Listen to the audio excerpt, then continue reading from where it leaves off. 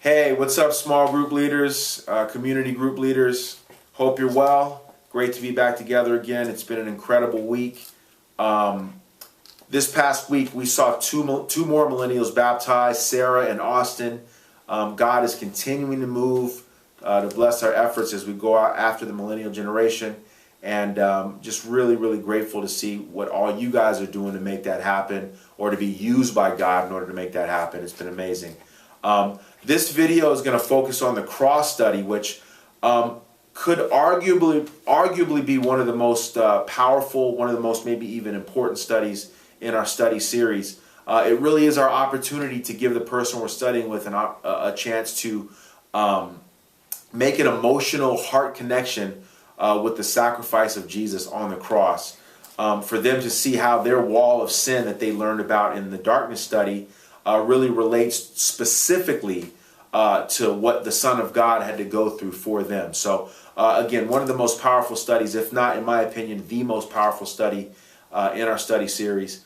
And like I said, we're trying to help a person to make a heart connection. I remember years ago doing the cross study, and it really moved me to the point of tears. I fell out of my chair, was on the floor, just a mess, just crying my eyes out. And that was really how it moved me. I think a mistake, though, that I made for several years after I did that study was to assume that everyone else that did the study was supposed to have the same kind of reaction as me, that there should be tears, there should be sort of this, deep, sorrowful response. And that just is not the case. We do want to help, and we should expect a heart connection, but also I think what we have to keep in mind is that different people connect in different ways. And not everyone is going to have necessarily an emotional response, though everyone should have a heart connection. Some people connect differently, though. We keep that in mind. I think some people connect, might be more contemplative. There might be more of a deep resolve that, I'm just going to change everything that I need to change and repent and deal with my sin, and I'm going to go forward and really, obviously make Jesus Lord of my life. So, again, we just want to keep in mind there's no one-size-fit-all response, and we want to be able to really help the person with the heart connection, but not so much expecting them to respond or react the way we might have responded.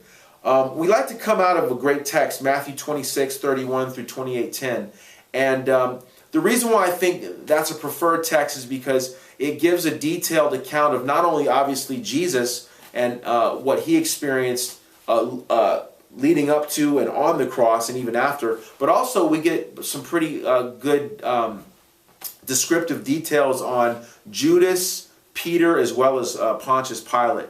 Some of the other gospel accounts don't really talk too much about Judas, and as we know, Judas, his reaction or his response to the cross was to, basically hang himself. He responded with worldly sorrow, felt sorry for himself, pity party, and he went on to do something very destructive, and obviously didn't respond in the right way or the best way. Peter, however, was different. He responded by going out weeping bitterly after he realized that he denied Jesus. But then obviously Peter goes on to be the person who helps to establish the church and becomes pretty much a pillar of the church, and goes on to really die for Jesus in a very similar way, history tells us. So, but then we have Pontius Pilate, which I think is great. Pontius Pilate represents maybe the popular public figure who had some influence and could have possibly even changed the situation around and spared Jesus' life, but instead, because of the pressure, because of his position, because of wanting to more maintain the status quo, he didn't do the right thing. And I think those three people represent examples of how we can respond to the cross, and they're great examples to show the person that we're studying the Bible with, obviously, that they do have a choice,